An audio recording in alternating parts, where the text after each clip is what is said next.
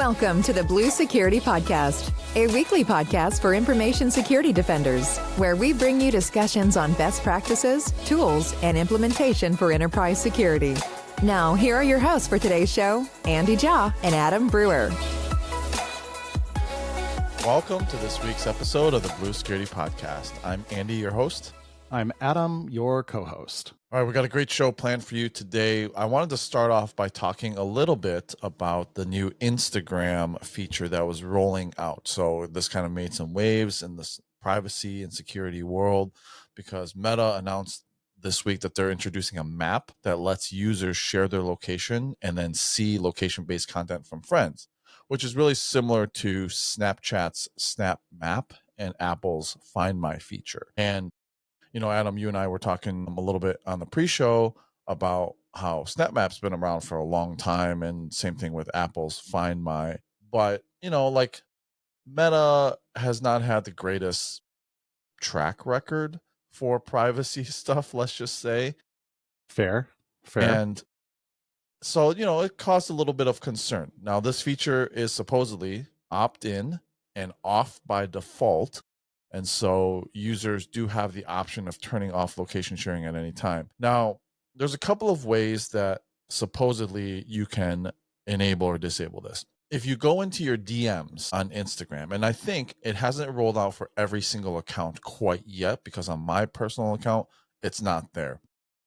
But if you go to your DMs in Instagram, there should be a little map icon at the top now. And if you click on that, it'll ask you, you know, do you want to share your location, blah, blah, blah.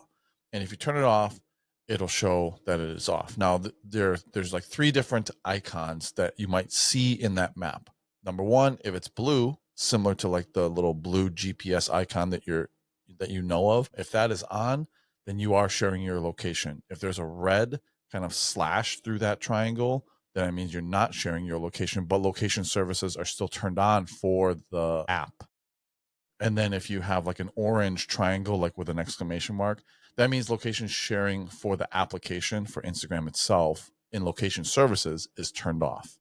And so for me, I just went in and turned off location completely, and it's been off for a long time, which does mean that if you like take a photo and you want to like tag, you know, like where it's from or whatever, in your post, that wouldn't be available, right? Because there's like little filters and stuff like that you can say, oh, I'm in Chicago or something like that, right? Mm-hmm. That would be off if you turned off location completely. So you can, you know, supposedly turn off location sharing while still having location services turned on.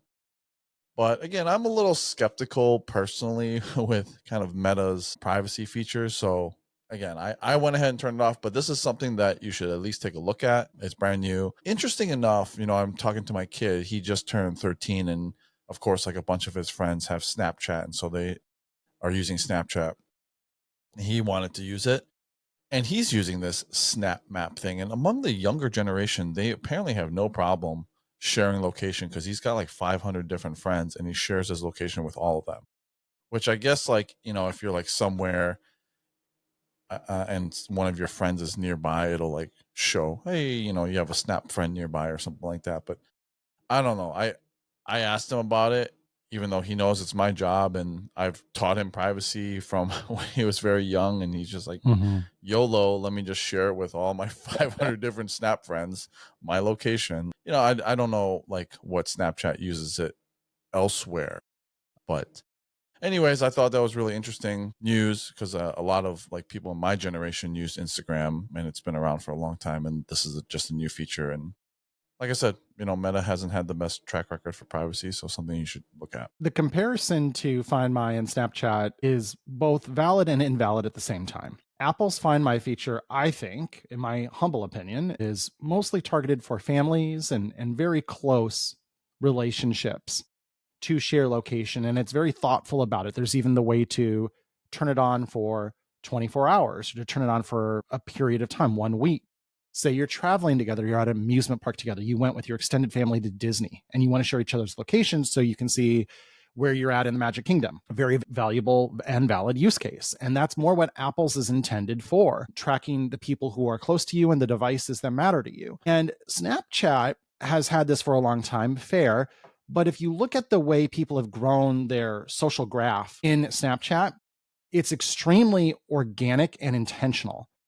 Snapchat did not have the benefit of the growth hacking that Facebook did for many years and Instagram had by virtue of being associated with Facebook when Meta acquired it. And so, generally speaking, your friend list on Snapchat is more curated and more targeted to the people you actually do know and interact with more regularly. So, neither one of those is the proverbial apples to apples comparison to what Instagram is doing because it's piggybacking off the very explicit growth hacking we know Facebook did. And they do a lot of sharing of your contact information if you opt in to share that with Facebook and Meta, and they cross-reference it and cross-pollinate it. So it will suggest your Facebook friends on Meta, on Instagram, and vice versa. And so generally speaking, your followers and the people you follow on Instagram is a much wider net than either of those other two solutions. So this is where Meta's shameless ripping off of Snapchat continues, which they are very open about. And it's not quite the same because it's not quite the same service and it's not the same intent. And so it's, to Andy's point, he gave you all the details on how to go check your settings and see where you're at and be thoughtful about how you configure it.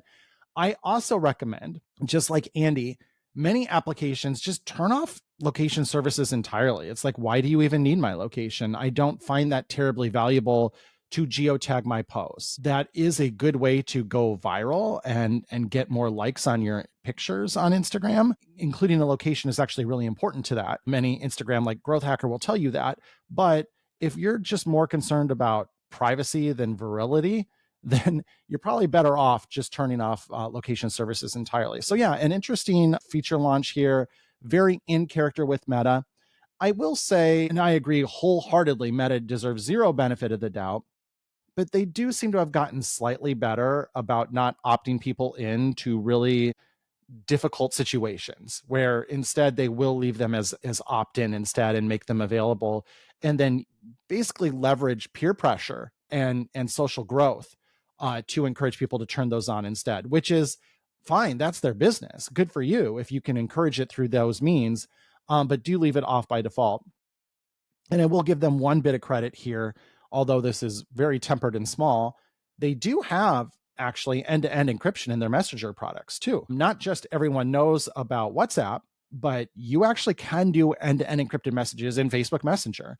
Now, it's a little tricky and obtuse to get there, but it is there and it does exist, and it is truly end-to-end encrypted. So small credit there, baby steps along the way, but it's worth acknowledging as long as we're on the subject of privacy and Meta and all that, of acknowledging their teeny tiny baby steps and getting a little bit better there. But ultimately, what I always encourage anyone to do is understand a company's business model and how they make money, and then how your interaction with them either does or does not contribute towards those goals. Facebook, like Google, is Meta, like Google, is an advertising company.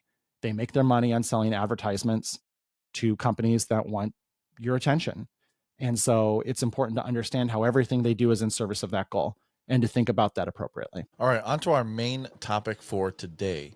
So I saw this really interesting Newsweek article, and it made me think, because this is a conversation that we at Microsoft are having all the time. And before we go into it, of course, like Adam and I both work for Microsoft in our field sales. Those of you who have listened to the podcast for a long time know that Microsoft doesn't have any editorial control over the content that we have, but we do kind of talk about the things that we know, which is Microsoft tools.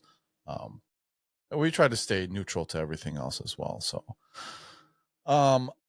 but this is really interesting because Adam and I talk with customers all the time about AI and AI policy and AI security. And it's one of the biggest topics that we have today. And I think a lot of organizations, a lot of security organizations, CISOs are worried about the use of AI, data leakage, and how to deal with that. And this article kind of started going down the path of how a lot of organizations knee jerk to a specific reaction, which is to block AI. And so it's just kind of interesting. So it said, there was about 500 people who were interviewed across industries and regions on one survey. And 78% of them said that they were using AI tools on the job, often in absence of clear company policy. So that's pretty important. And then 45% confessed to using banned AI tools at work. And nearly 6 in 10, so 58%, said they entered sensitive company or client data into a large language model like ChatGPT or Gemini. And 40% admit that they would knowingly violate company policy if it meant completing a task more efficiently. So, I mean, this is all like really important statistics that you can kind of see that you know, workers are just like, I have children, Adam has children, and it's like if you tell a child not to do something, right? They're natural hackers. They're going to find a way to do the thing that you told them not to do if it makes their lives easier or if it's something that they want to do. And it's the same with like workers, right? Like if you don't provide them with a way to do the thing that they want to do, they're going to find a way. And so, this is just the onus falls on employers to set clear policy, to set clear guidance, to train the teams, and to provide a way to do that. Otherwise, you're going to get this shadow AI usage. Another survey, again, 48,000 plus professionals that were interviewed in a KPMG University of Melbourne global survey. They found that 57% of employees would hide their AI use from supervisors, 58% intentionally use AI for work, and 48% upload company information into public tools. About the same. Nearly half of people are using AI, hiding it from their employers, put company data into it, and just whatever. And of course, there's a larger generational divide. The younger workers in Gen Z are more at the forefront of adopting AI. Nearly 50% of Gen Z employers think that their supervisors do not understand the advantages of the technology. And a lot of them are self-taught in their skills, and they want AI to handle a lot of these repetitive workplace processes, even though senior leaders kind of encounter resistance and trust barriers in fostering that responsible use. And employees, they're not using the tools because they are reckless or don't care. That's kind of like, they're breaking the rules because they don't care about policy. They're really using it because the employers haven't kept up. A lot of the workers are under pressure to do more with less. And if you're trying to do that, they're going to, the layoffs, we talk about layoffs in the tech industry, do more with less, and they're going to reach for whatever tool is going to help them stay efficient. And if leadership hasn't set any guardrails, they haven't set any clear policy, they haven't provided the tools, this is not a worker problem. This is a leadership problem. And there's also a lack of proper education, according to the article. Fewer than 47% of employees in that global survey said that they've gotten any formal AI training, and a lot of them rely on public, unvetted tools, with 66% of those 48,000 plus say that they are using AI output without verifying accuracy. I can attest to that. That actually happens a lot at Microsoft too. And what else here? They said, and over half of the reporting mistakes attributed to on AI monitor use. So I'll take a pause there. I know, Adam, you probably have a ton of thoughts on this. Before we get into like what organizations need to do, just kind of your thoughts on when you talk about this with customers.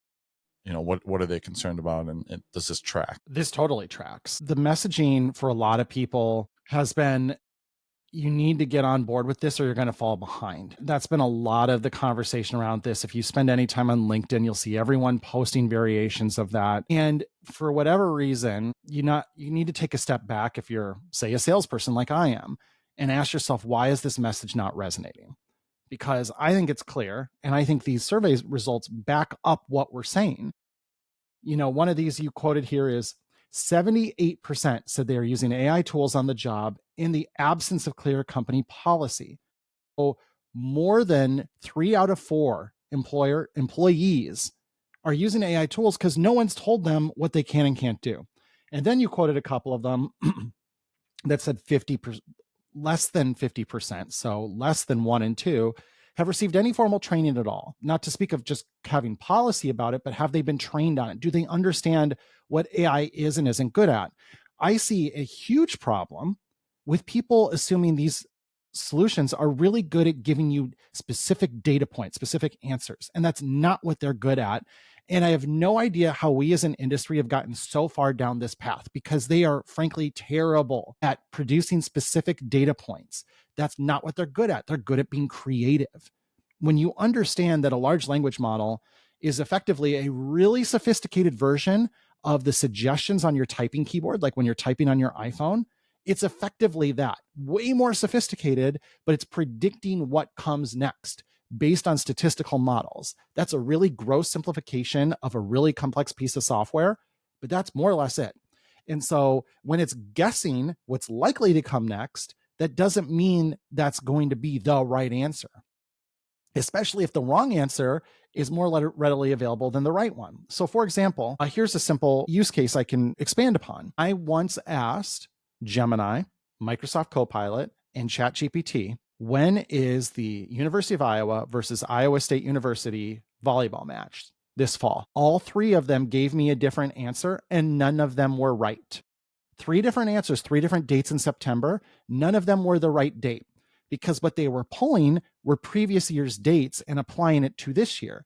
Because, and think about this, remember I said they're trying to find what's most statistically likely? So the upcoming match is basically only posted in like schedule pages. Like if you go to the Iowa State University volleyball schedule, it will be there. But what are there way more dates on? What has already happened? There's newspaper articles. There's articles on cyclones.com and hawkeyesports.com reporting on what happened in last year's volleyball match. So when they search through all the knowledge they have, they're hitting the statistically likely next token are these dates from things that already happened. And that's why all 3 of them got it wrong. So when you ask them things like that you think should be an easy answer, or search engines are actually pretty good at answering, they're not, because of how they work. So getting away from my specific example, when we don't have proper training of our people, then they're going to use these in cases where they don't even make sense, where they're not even good at, and potentially putting inaccurate statements in them. I'm on the college sports bandwagon, so I'll give you another example. The University of Nevada, Las Vegas, UNLV, just did a post saying goodbye to their former football stadium, Sam Boyd Stadium, and they posted a retrospective on their site. This is the official UNLV Rebels site, of all these great memories from Sam Boyd Stadium.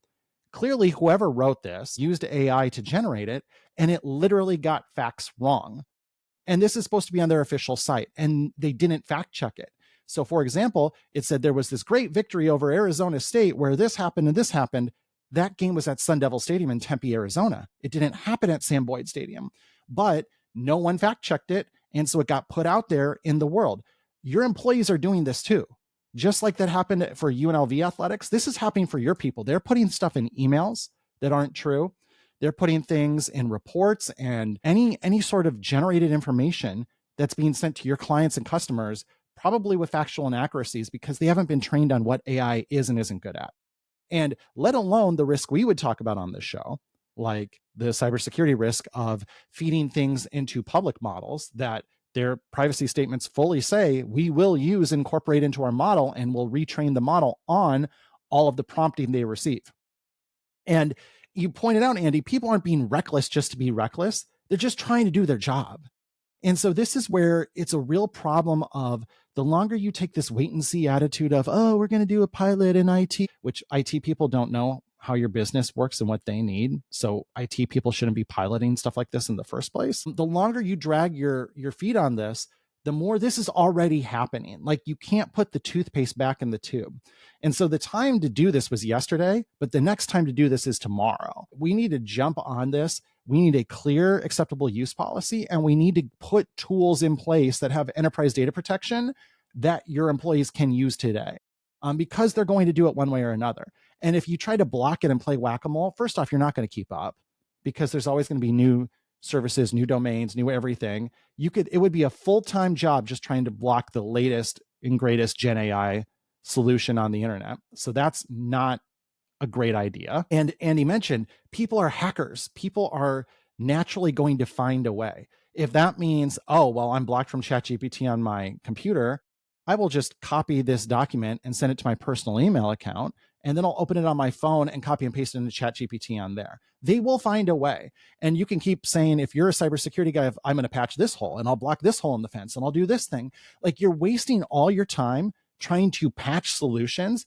when the real answer is right in front of you. It's put a vetted, trusted solution in front of your users with a clear, acceptable use policy and clear training on what AI is and isn't good at, so you can get in front of this instead of playing catch up from behind. And ultimately, Andy, you rattled off all these statistics. I could boil it down to one. It's 1 out of 2.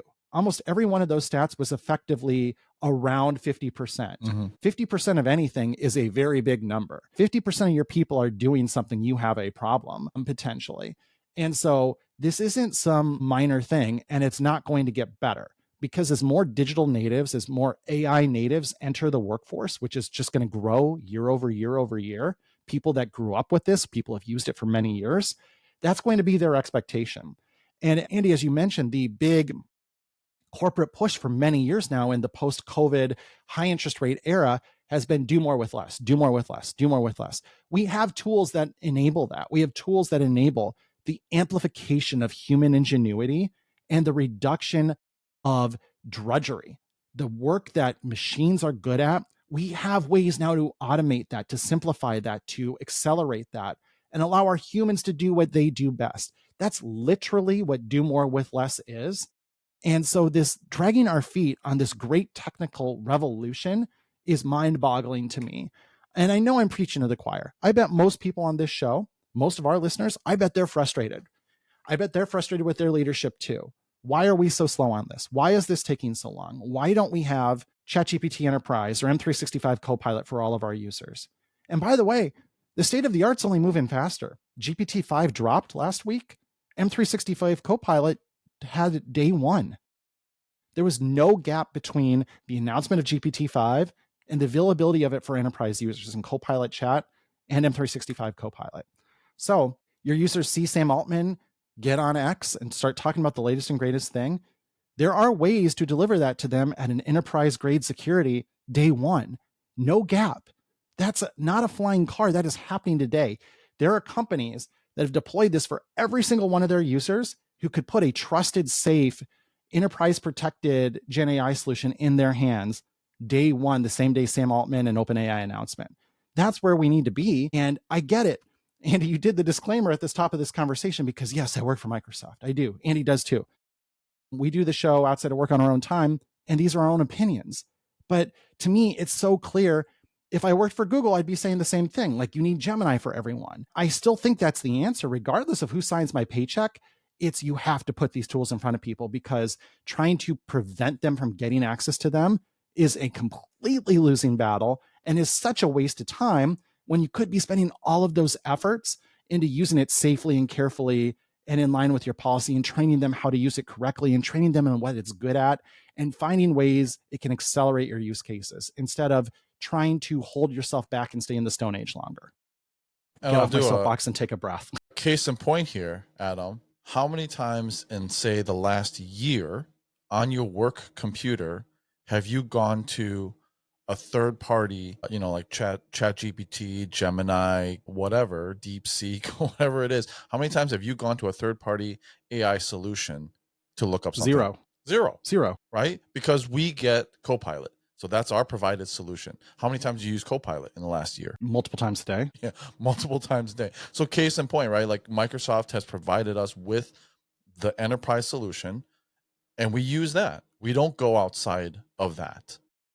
I don't even know if it's blocked. It probably is, but I don't really care because I have a way to use AI because Microsoft has provided me with a solution. And that's going to be the same. Like, most people are going to just use the solution that's provided. And so that's kind of a case in point, right? Like, so what can you do? So first off, we talked about policy. You need to create some modern, transparent training. You need to set clear guidelines so that employees can learn and not hide their use of AI. That's first and foremost. From a leadership standpoint, you got to provide training, you got to have policy. And it's also, again, we talk about blocking. That's the knee-jerk reaction. And it has been for a very long time. Anytime, like, any customer asks me, how can I block this? I immediately, like, my brain thinks, what is the thing that you're trying to protect against? Why would I want to block AI? I mean, like, is AI malicious? It's not, right? Most people are concerned about data leakage. What am I posting in there is really the concern for most organizations. I would say, like, if you asked anyone, what's the threat of AI? It's really, I'm afraid that sensitive data will be posted in there, be used to train the model. And that's, I would say that's the majority of it, right? And so 99% of it. Yeah, and totally. so that is the threat that you're protecting against, not the AI app. And so blocking AI does nothing, because there's going to be a new one that pops up. Like Adam said, it's going to be whack-a-mole. You can't block them all. You can't do it. But what you can do is protect your information. And so what can you do? Well, one, you can provide them with like an AI application or an AI playground, whatever it is, right? Because then you control that. And most enterprise solutions like M365 Copilot or ChatGPT Enterprise have language in their contracts that they're going to not use those prompts in that solution for training the underlying model. Right? Your data is like siloed within your organization. I know that for sure with M365 Copilot. We don't use any of the prompts, any of the data to train the underlying models. Yep. And by the way, Copilot Chat, I think I mentioned as well, if you're not familiar with that, because it's kind of an obtuse name, M365 Copilot Chat is a no additional cost solution that's effectively the web experience, like being able to ground yourself in the web and all of the data out on the web and the world model of knowledge and prompt against that. There's no additional cost for that. It includes all the same enterprise data protection Andy's talking about. That doesn't cost money, additional money. It's included in your existing licensing.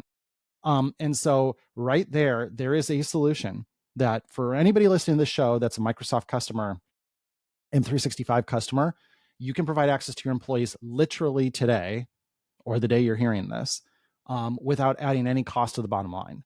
And so there are solutions available that have these kinds of protections that don't cost anything. And so that's a really gosh darn good place to start. And like I mentioned, the plan is for that to have GPT-5 day one. In fact, it already does, because that happened last week. It's already on it.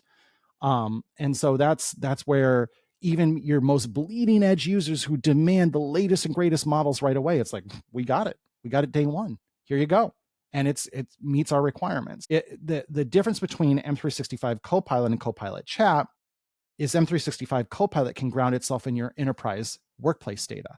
So your Teams meetings, your SharePoint sites, your emails that have gone back and forth, all of that exhaust that comes off from day-to-day work, it can leverage all that in its decision making too, which is really powerful when you can ask it a question. It'll go search all the transcripts of all the Teams meetings you sat in and every file you've posted to Teams or SharePoint and all the emails you've sent back and forth. That's really, really powerful. And that's the additional cost. And that's the thing that costs more. But just to be able to ground yourself in the world data and the web and the world at large is included. Yeah, and that's a great point, Adam, because if you open up an Edge browser, you go to copilot.microsoft.com, if you're signed in with your work email, there's little two tabs you can flip back and forth with. One is work and then one is web. And that web experience is included, and the work one is M365 Copilot. And oftentimes, like Adam said, that work experience can be great if you're searching all the documents. Like, for example, I work in the federal organization now, and there's a lot of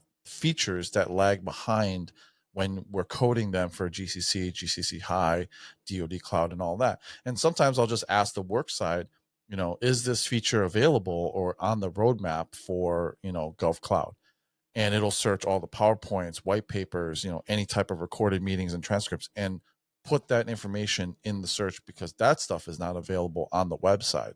And it's really helped me in my job. So again, having that option for your users, whatever it is, will at least help you kind of stave off the use of like unsanctioned applications, right? Right. But and I want to not get too far off the beaten path here, but you kind of made the point of, if you give someone an enterprise grade solution, they naturally have less inclination to go to unsanctioned solutions. But pulling it back to where I think you are going next, we still need something to give us confidence that users are not dumping our sensitive data into unsanctioned solutions. And so I think you were about to talk about kind of information protection and data security posture management. Yeah, exactly. So how do you kind of prepare for this as well, like from the data side, right? Because we mentioned that data security is kind of at the forefront of why organizations are worried about this. So first off, information protection. You got to have a way to discover, classify, and label your sensitive data. Now with Microsoft, that's Purview, right? And we won't get into the licensing of it specifically, but you do need to have at least E3 variants of that in order to discover and then classify your data, as well as the DLP. So that's as the foremost, and that's preparing for AI use. That's the stuff you have to do before. We've mentioned a lot of times that organizations have kind of put data security at the bottom of their priority list for a long time. They haven't been able to implement it. And there's a lot of different reasons for that, right? Like you got to involve key stakeholders from all across the organization, because security people don't really know what is actually sensitive to the organization. There's HR data, there's engineering data, there's legal data, all of that stuff is different types of sensitivity that those stakeholders have to determine for themselves. And so it's a whole company wide effort. And that's also why it's been difficult to get all these people in the same room and do all of that. But that's the important part to prepare. You have to do that. Where's my sensitive data? Where's it located? What is unprotected? And so you have this solution called data security posture management, which is also in Purview. That's more part of the E5 or E5 compliance protection. But this is just kind of to give you an idea of what is out there. And maybe if you don't want to go with Microsoft, there's other solutions that you can look at with these type of capabilities. But Verona, Sierra. Correct. Yeah. And so data security posture management, DSPM, they give you recommendations and insights on your data security posture, recommendations for creating like insider risk management policies or DLP policies to kind of close those security gaps. It's basically the same thing as CSPM, but from a data standpoint. So it kind of looks at your overall data estate, sees what you have unprotected, helps you create policies and close those gaps. It also has some trends, so you can track your posture over time, summarizing your data sensitivity label usage, your DLP coverage, and so on and so forth. So that is kind of an overview, right? A visibility on your data. And then you also have Defender for Cloud Apps. Actually, before you move on, let me touch on this real quick. The ironic part about all of this information protection conversation and data security posture management is you don't need to do anything special to prepare to protect things against AI models. And that's the really deeply ironic part, is anybody who did this work ahead of time was so far ahead of the curve on AI adoption, because you don't have to go redo it. You don't have to redo it for AI. If you've done the work, you've done the work. And so it's ironic that the way we protect against this really bleeding edge new solution is with kind of, I don't want to say old school techniques, but like tried and true techniques.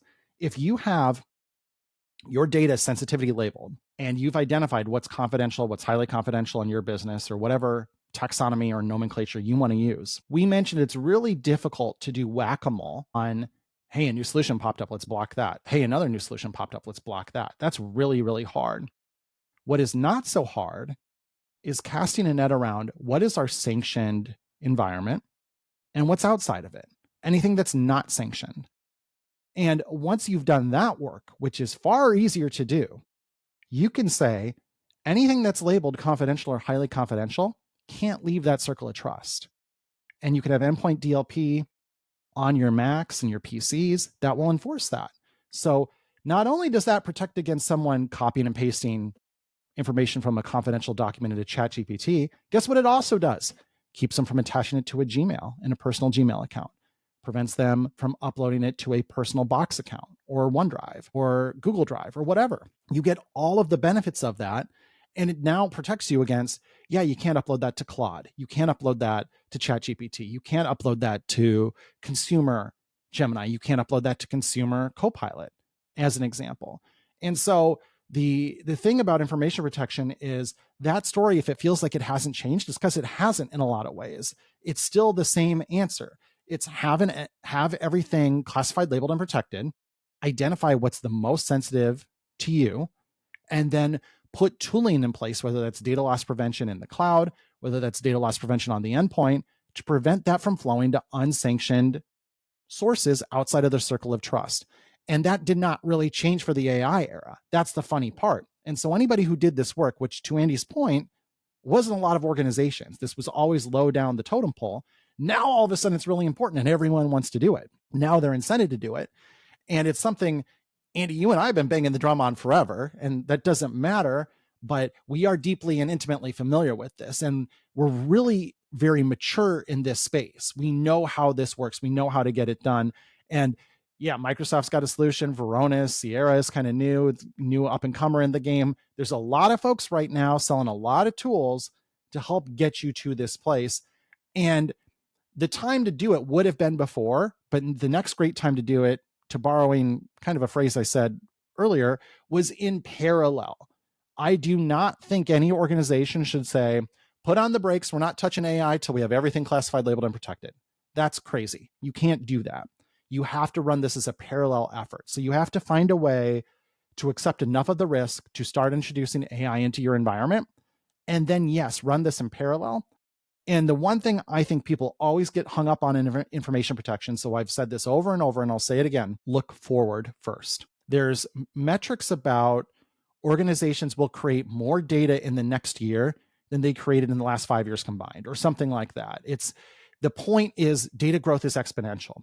And so if you don't draw the line in the sand and start classifying and protecting data moving forward, you are missing the largest chunk that you can action on. And then, yes, it is important to get your data at rest, your historical data classified, labeled, and protected too. That's actually less of a problem. And that's easier to do in parallel. That's easier to do offline. It's easier to do as a go back motion. But the most important thing is find somewhere and start looking forward as you look at this. So those are some of my thoughts on this. But ultimately, if it feels like, wow, it's really the same story that's been told forever. Yeah, it is. Because ultimately, most of these Gen AI models, they're just another website that people go to. And we've had technology for years to keep people from uploading data to sites we don't want them to upload them to. That's not new. It's just the kind of application they're accessing is new. But the solution is the same, which is really beneficial to us as defenders because it's really mature. Yeah, I'm really glad that you made those points because it's really about data protection. And like you said, that story hasn't changed. And if you're thinking to yourself, man, that sounds like a lot of work. It is actually, but there are ways to help you with that. So, if you're thinking about it, there's partners out there who specialize in data security. You have Fast Track if you're a Microsoft customer and you own some of these licenses. Fast Track can help you get a kickstart on things. There's funding like ESIF funding that's available to do these projects for implementation and so on and so forth. So get some help because this is something that needs to get done. Yeah, I'll plug two partners here, Epic Global and Lighthouse. And the thing about both of them, if you look them up, they have a lot of experience in the legal space. That's where a lot of their experience comes from. But they're very good at this because they know how to speak the language of all the different stakeholders. They can come in and speak legalese to your attorneys and to the folks in your legal department. And then they can shift gears and talk to your chief privacy officer, chief data officer, and know how to talk to them as well. So they're really good at bridging the gap between the different stakeholders. And that's why they're so valuable, is because they bring those different backgrounds to bear to help you get this done. And it's something, as we've mentioned multiple times, it's been on a lot of organizations' lists forever. And the reason they haven't got it done are valid reasons. Nobody is shaming anyone for not getting it done.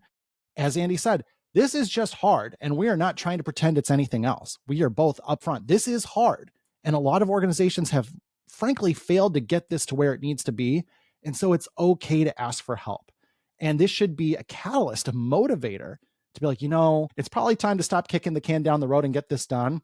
Let's put some budget behind this. Let's put some wood behind the arrow.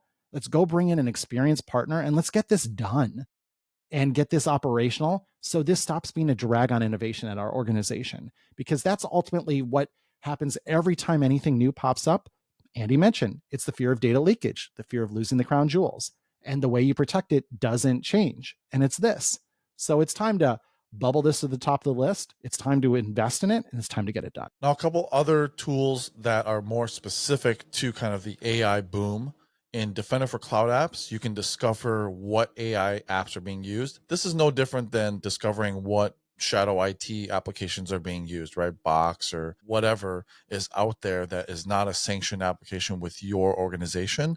And so you can see if people, as long as you have the connection with Defender for Cloud Apps, whether it's Defender for Endpoint or some other connector like Zscaler or something like that, it can discover what applications are being used, and specifically to all the AI apps like ChatGPT, Gemini, so on and so forth. We have over, I can't remember, like 50, 100 different like apps there specific to AI. So you can discover whatever is being used. And then there's DSPM for AI, which is not to be confused with DSPM.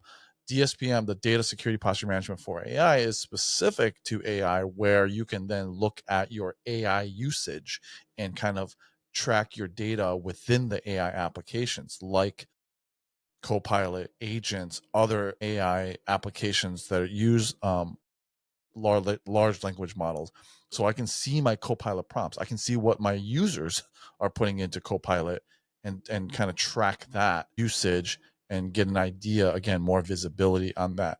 And then finally, if you are developing AI applications like Azure OpenAI services, Azure AI Foundry, Azure Machine Learning, Amazon Bedrock, or Google Vertex AI, there is AI security posture management that's included in Defender CSPM. So this is more on the development side.